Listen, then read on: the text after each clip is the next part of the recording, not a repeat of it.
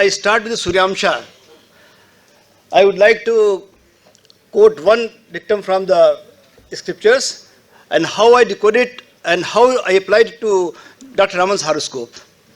Normally, there is a belief that whosoever sees the Rath Yatra of Lord Jagannath, he shall not take birth again.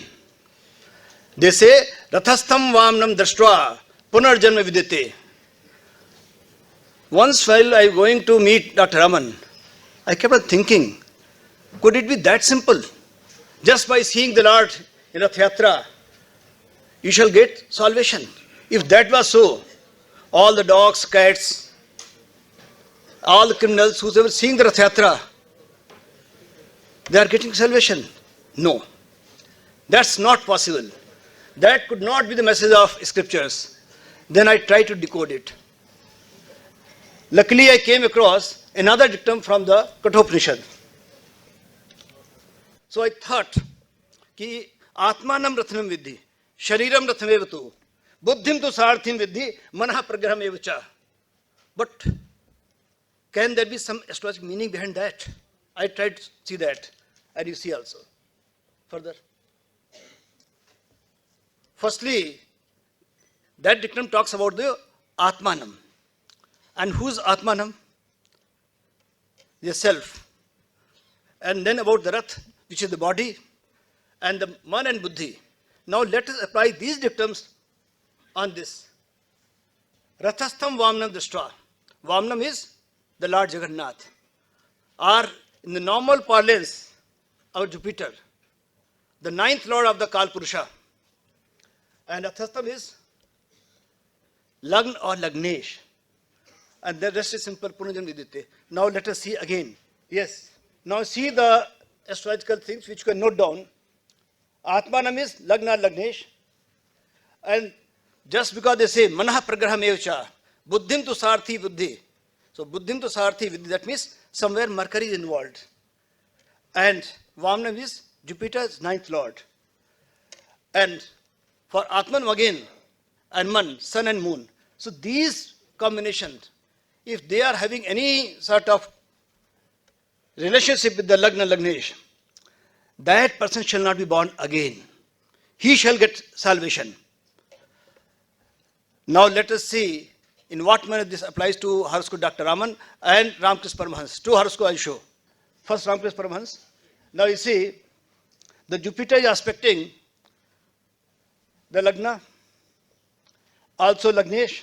Sun and moon already there in the Lagna.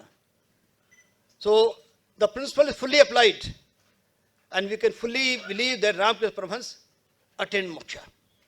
Now let us see Dr. B.V. Raman, our Ramkrishna Paramahans, for astrology. Now you see Jupiter is aspecting Lagnesh. Moon is already there with the Lagnesh. And Mercury also aspecting Lagna. Not only this, even the ninth lord, which replaces Jupiter, is also aspecting Lagna.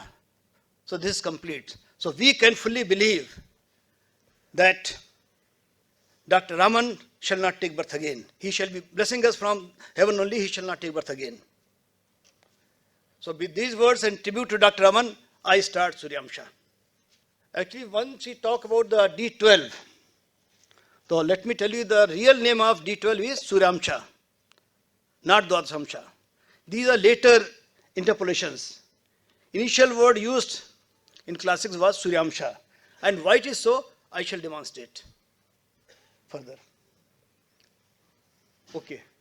When any student, after finishing his studies, used to go back, then the Acharya, he used to give a sermon, in what manner you have to act now. Your education is complete. Now you have to go to the world with the mission. And among the mission, the first is Prajatantuma Vechesi. That your first duty is to continue this thing. This lineage cannot be stopped. That means now after education you get married and have progeny.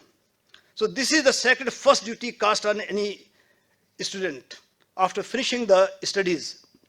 Or you become sannyasi. But in case you are in the world, You have to get married, and this lineage has to be continued. It cannot be stopped.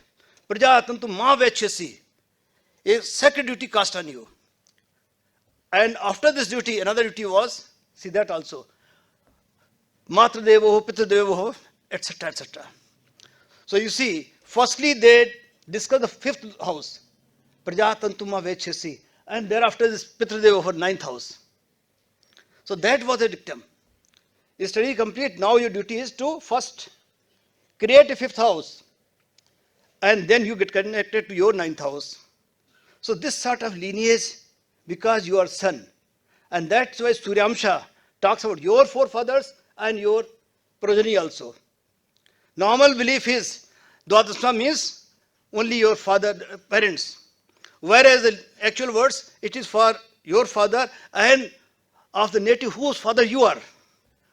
The reason being, they say, son, you are born out of my limbs, you are born out of my heart, and hence you are an image of my Atma. Son, you may live for 100 years. Saying this, the father takes the name of his son. So this son, that is soul, the Atman, is carrying forward from father to son and son to his son. Even the Kal Purusha, fifth house comes first, ninth comes later. Now Taittiriya Aranyak says, Atma vai putranamasi. Self itself takes birth as son. This I have already explained. Now the problem came because the translation of this BPHS Shloka. Dwad Sanse Tatha Pitro. Now the word Pitro, it has these meanings. It's not confined to father alone. A father, parents, father and mother. Forefathers, ancestors and lineage. So D12 doesn't speak about the just parents. It is all these 4 points. Now as we know, the Suryamsha is the 1/12th division of the east sign. And our Kal Purusha concept 12th houses. So what Kal Purusha is trying to show for the entire horoscope, it is showing the same thing for each house. Because every house has got 12 divisions. Therefore, the sun becomes very, very important in D12. The most important planet in D12 is sun. The placement of sun shall decode so many things about the lineage, about your DNA, about problems which you are having through your parents, like your genetic diabetes, genetic blood pressure, genetic diseases, all shall be decoded through Suryamsha. Now, how a family is completed? How many charts do we require to study a person completely? You are complete when you meet your spouse. So D1 and D9. When children also get added to that, family is complete. So D7 comes. And since you have talked about your forefathers, so D12. So study of D1, D9, D7 and D12. That shall give the total picture of a man. So to know a person completely, you ought to study D1, D7, D9 and D12. Next. Somebody may say you can add D3 also for the brothers. But in modern days, the brothers, sisters, once you become major, they're all separate. So for limited purpose, D1, D9, D7, D12 shall make complete study. In case rarest of rare, they have got a joint family, then you add D3 also. Now, the Brihat Parasarva Shastra, that talks of Raj Yogas. And in those Raj Yogas, 12 names of sun has been given. Why I am saying these names? Because some of these names have been translated further. And then those have been fitted in the D12, which is wrong.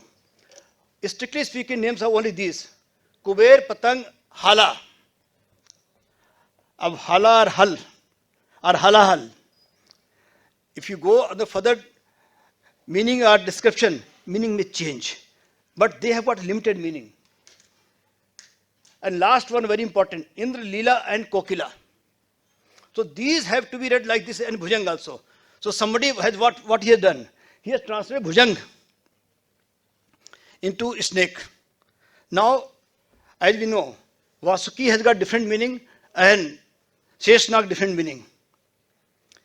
You cannot, by virtue of being both snakes, fit into each other. They have got different roles to play. So similarly, in the astrological senses, wherever Ahi comes, it has different meaning. Bhujang has got different meaning. And so are other words connected to snake. We just cannot take synonyms. Now Samay, now this has been changed to Mayavi. Samay has got different meaning altogether, and Mayavi is different. They cannot be interchanged. So strictly speaking, they have given you only 4 names. And those 12 names are for Raj Yogas only, not for your lineage. Those 12 names come in Brihat Parasar under the chapter Raj Yogas. And written very clearly that these should be taken for Raj Yogas only. Enough to say that those 12 names are for Raj Yogas and for that purpose only. So firstly you have to take for Raj Yogas, and secondly these 12 names only, not their synonyms. So question comes, why only 4 deities? The reason is Ganesha in Mesh has got different meaning than Ganesha in Leo and or Ganesha in Sagittarius. Both are all are 3 Dhan Trikon, Agni Tattva, yet they have got different meanings. I will demonstrate how Ganesha changes. So that is how only 4 deities, but in fact there are 12. 3 Ganeshas, 3 Ashwini Kumars, 3 Yama and 3 Ahi. So in all total 12. And they have categorically stated that Ganesha, how will it change? When it goes to Aries, this meaning. When it goes to Leo, this meaning. And when it goes to Sagittarius, different meaning.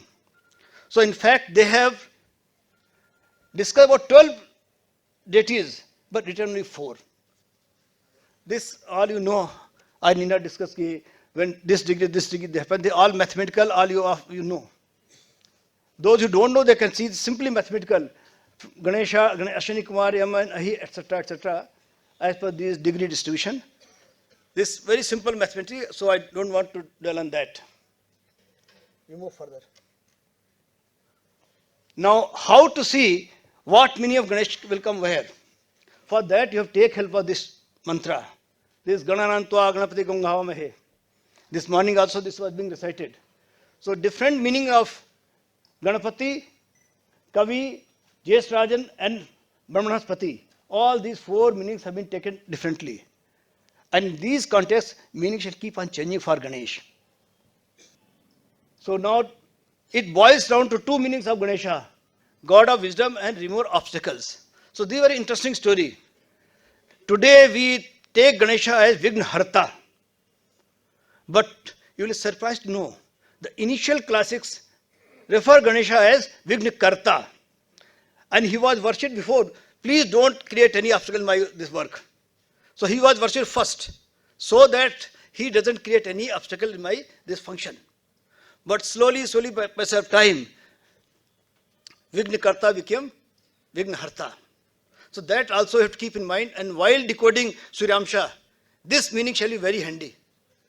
In which Rashi Ganesh is placed, in which Vava it is placed, what shall be meaning? Whether he shall act as Vignakarta or Vignaharta.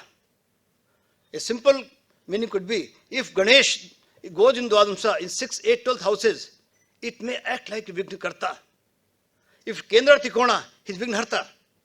So both the meanings are there. But we have to see at what context, at what place Ganesh is coming.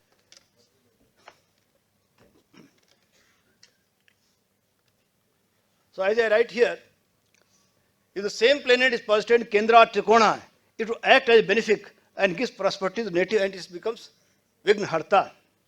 Similarly, Ashwini Kumars, they are twins, and this point has to be remembered. If you see clearly these 4 deities which I mentioned here, Ashwini Kumar is twins, and so is M. M and Emi, the pair, brother and sister. So they have taken 2 twins here, and 2 persons. There's Ganesh and Ahi differently. So I shall try to deal with the meanings and why they have been taken like that. They are sons of sun, and they are also control of vital energy, as they are supposed to control Madhu. Now Madhu, those days was supposed to be Amrit, nowadays honey. But in real sense, they have talked about the vital force of the man, essence of life, elixir of life. And therefore, Ashwini Kumara is known as healers. The important point is, initially the Ashwini Kumaras were not considered fit to be given ahutis in yajna, but later on they became entitled. And now this fact has got very strong, a very important role to play in your Dwadhamsha or Suryamsha. Later I shall try to demonstrate. Suppose somebody's father is ill, he comes to you. I notice that Ashwini Kumars are there but in Dvishthana.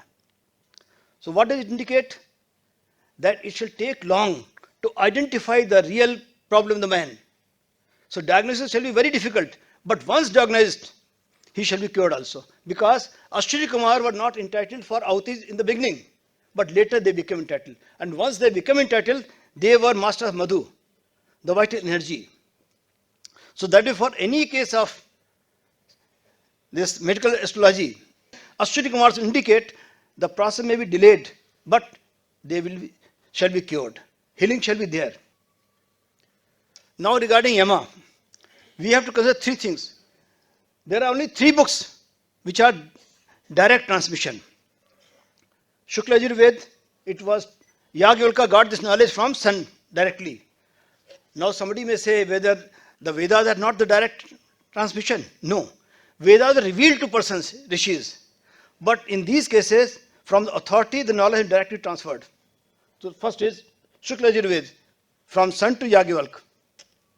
Next one, Kathopanishad, from Yam to Nachiketa. And third, Bhagavad Gita, from Lord Krishna to Arjuna. These three are direct transmissions. Other books, Vedas, Upanishads, they were revelations. They went to meditation and got it. As they say, te dhyan yoga anugata apashyan. In their deep meditation, they saw all these things. So seeing something which is being revealed to you is different, and what is being taught to you directly is different. So these three books are direct transmission. So middle one is Yama. He is giving direct knowledge. So what does it indicate? So wherever Yama is involved, that means there could be a person, a good preacher, a good speaker, and Yama is also call. So this timing or call, that shall also be decided by Yama. Let us move to third one. No, sorry, Yama is there. As fire burns everything, reducing everything to ashes, so is Yama. He consumes everything, takes away the prana and leaves the body to be burnt. Hence, as per Katha Samhita 34.8, Yama has been equated with fire. This is another very important point. And if a planet having Yama as deity in D12 is placed 6, 8 or 12th house, such a person may suffer ailment pertaining to leg, or there may be leg injury in accidents, attack. References, story of Chaya and Yamraj. Since everybody is fully aware of that story, I am not going to tell it again.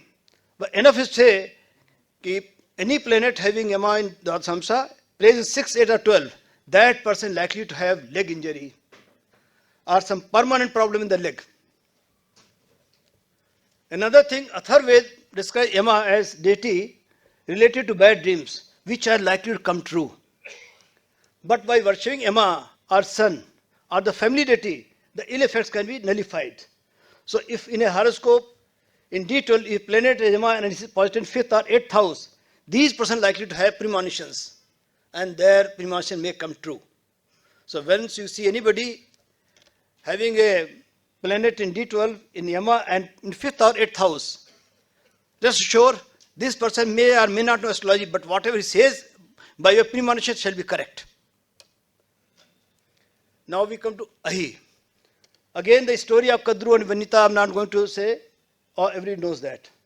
So any planet having Ahi as its deity has the potential to go to extremes, because Ahi went to extreme to satisfy the vision of his mother, to protect or promote the interests of mother. In modern parlance, a person can go to any extent for any lady towards whom he has respect, love, appreciation. However, law has to give its own results, and he will be punished in due course also. So that's the beauty of Ahi.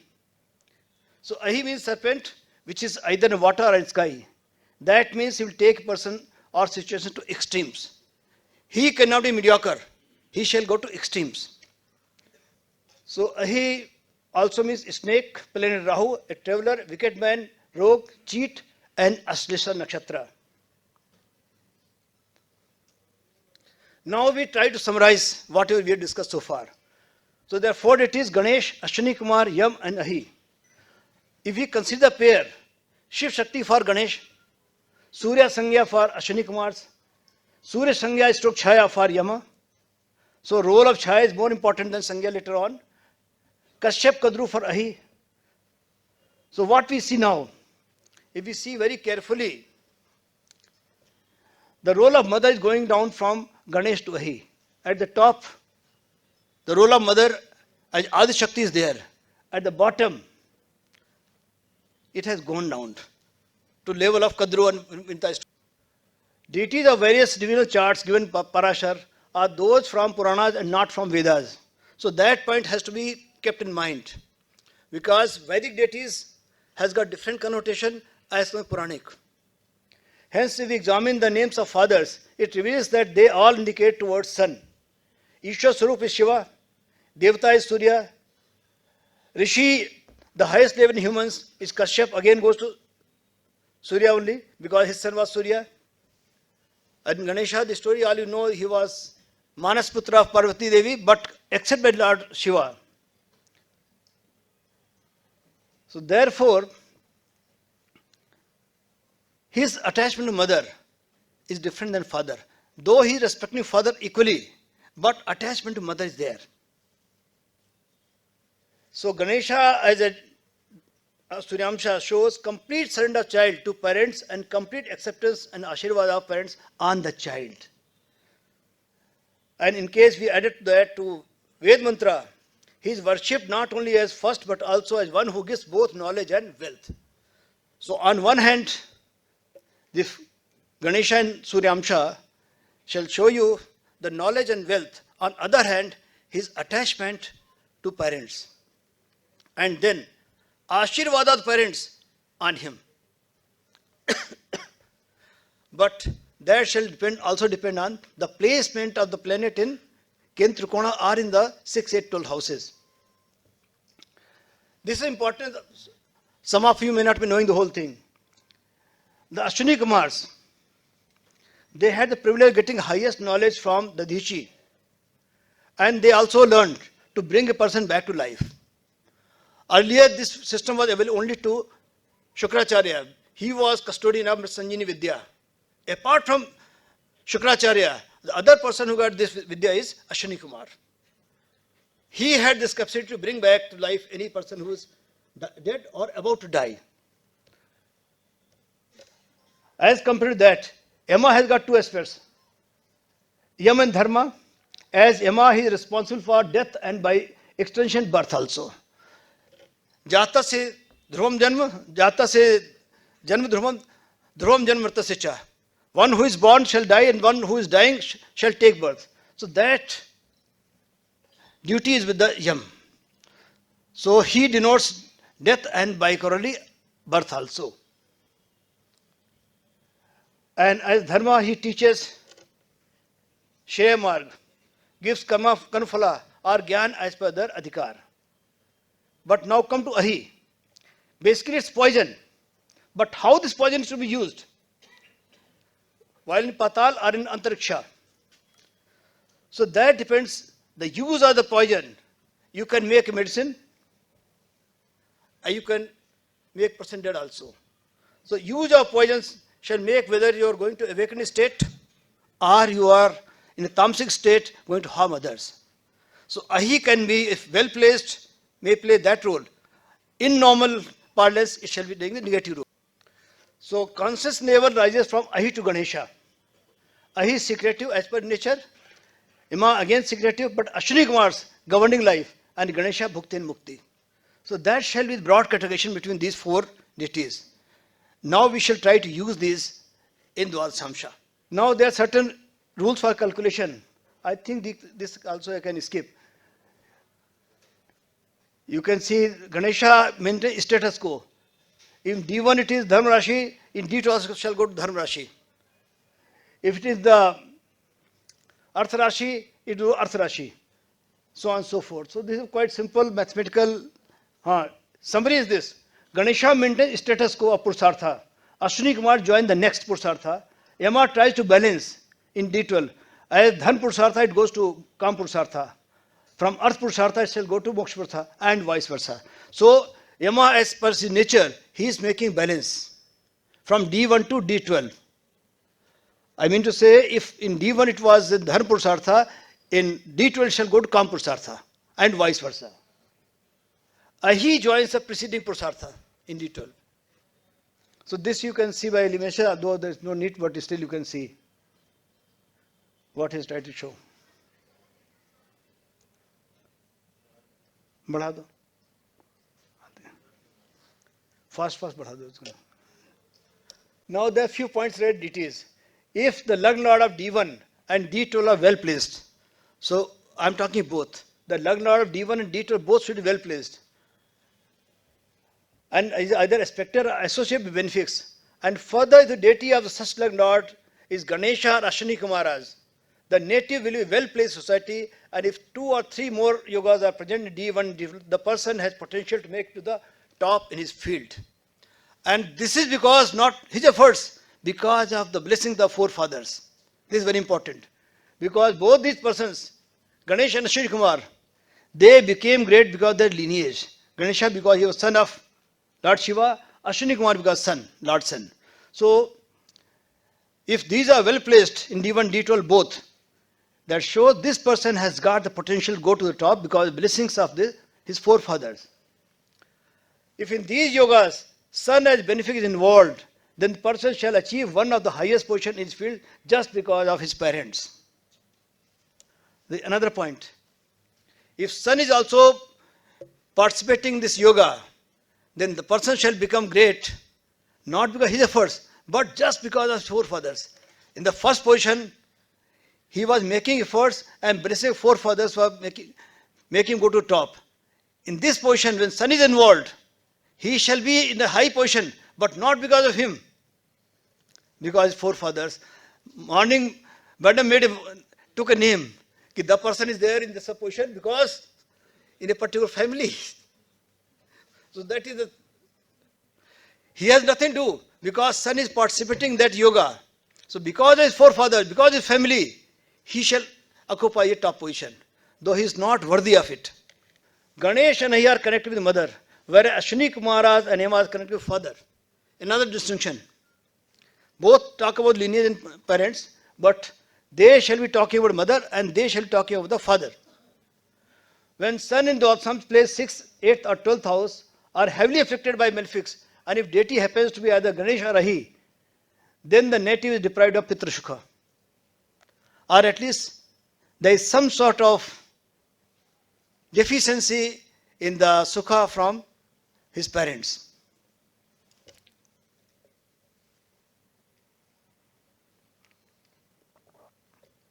This is simple but very important. Only you have to watch the placement of sun in D12. If sun is 6th, 8th or 12th houses and afflicted by malefics, you can be sure this person cannot have full happiness from his parents. Reasons may be any. He might be living in hostel, he may lose parents may be separate, anything may be possible. But there shall be some deficiency in the happiness from his parents. Am I respected but also feared? Yama has power, respect born out of fear, and nobody wishes to meet him. And same is true for Ahi. So whenever Yama is involved with your placement of status, that means people shall fear you more than respect you. Or respect is coming out of fear. Like a SHO of the area, he is feared, respected also. But the respect coming out of fear.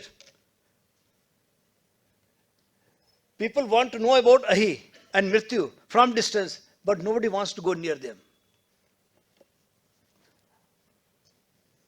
Now if we connect 4 deities with the following planets, we connect Ahi with Rahu and Yama with Saturn. So when Atma lives with are manifest field. That means from 1 to 8, it goes to 9 to 12 houses. Then Yama decide whether this human will obtain heaven or hell. On the other hand, when the Atma is presiding in the Vect field as part of samsara, it is for Shani who decides how the karmas will be fructified. Ashwini Kumaras is Venus. They enhance its power, and Ganesha is Ketu. So in short, what I want to say is that if Ahi is joined with Rahu, it enhances its power. Yama with Saturn, again power is up. And Ashwini Kumar with Venus, more power. And last, Ganesha is Ketu. So whenever any planet having Ganesha's deity joins Ketu, the result shall be many, many folds, not a single fold.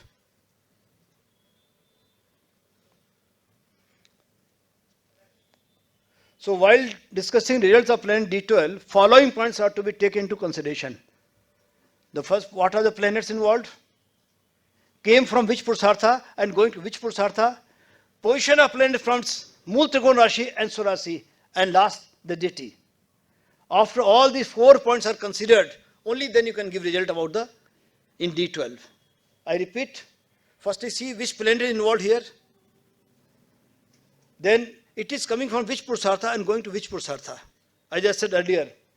And the third, what is position from its own Mool Trikona Rashi and Swarashi. And last, its deity. If these 4 are taken into consideration, you can predict about the actual impact of the planet in a person's life. Now, I come to Sun. Because there are 9 planets, all can't be covered. I shall try to cover Sun only. Although it appears difficult, I shall be in a position to cover Sun. But I shall try. So if Sun is positive Dharma Rashi and deity is Ganesha. So here also 3 divisions shall come. Mesh, Leo and Dhanur. So if Sun in D1 Dharma Rashi, particular Aries, and goes to Aries, the father's financial position remains stable. Repeat, if Sun in D1 is Dharma Rashi, that is Aries or Leo or Sagittarius, and goes to Leo. First is when the Sun goes to Aries in D12, the father's splendor will grow.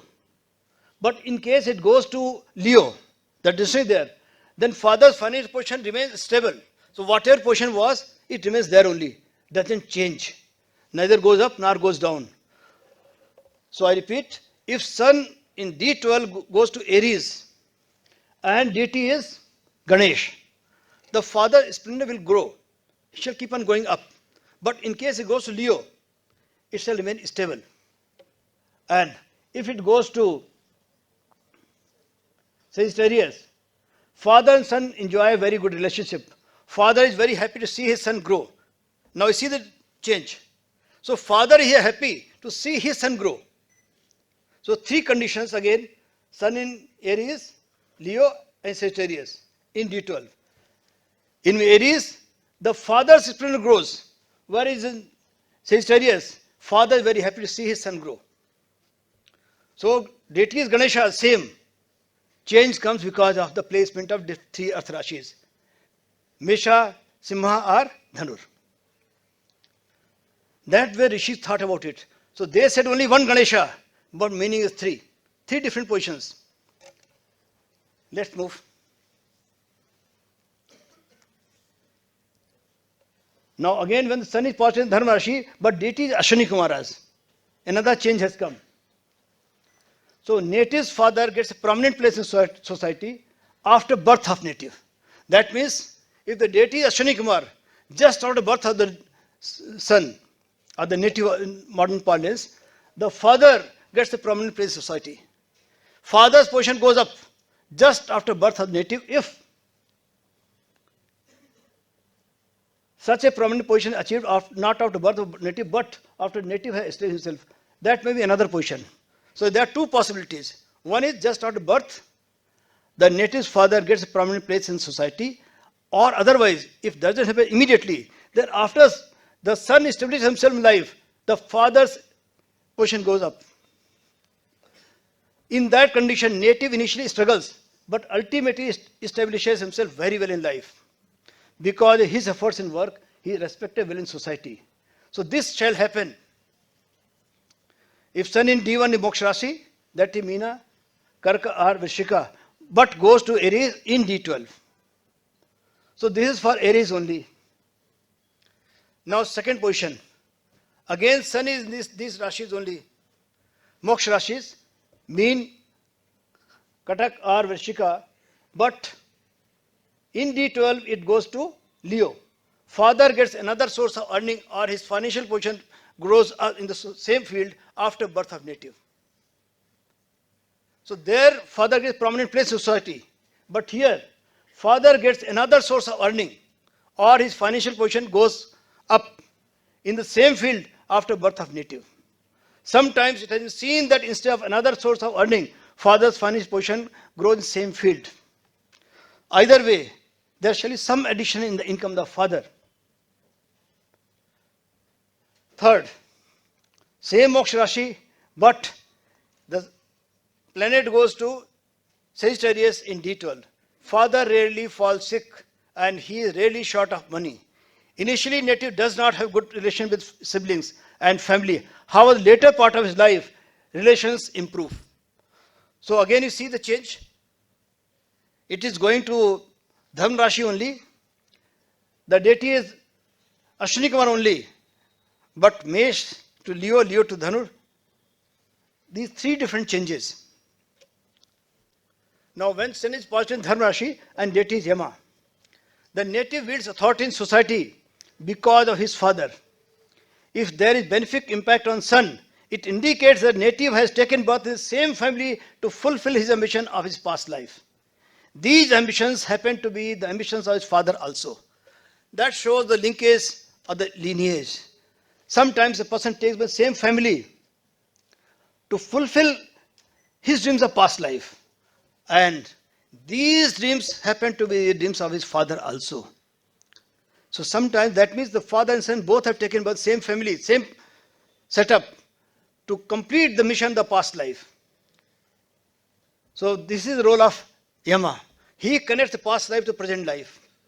And that way D12 becomes a very important tool in your hand to decode why a person doing this thing. You meet 5 seconds left. Only 5 minutes left. 5 seconds. Okay, so in 5 seconds I say, it sometimes happen, somebody is doing job of engineering and all of a sudden leaves that and comes to field of astrology and full time devoted that only. Why? It was his ambition last life. He was doing something in the field of astrology, could not complete it. Or he was trying to run a school in the past life, couldn't do that. And this time he leaves everything and builds a school. Why it is so? Because of this deity Yama. So thank you very much for patient listening. Time is up. I stop here only. Next time I shall complete it. Thank you.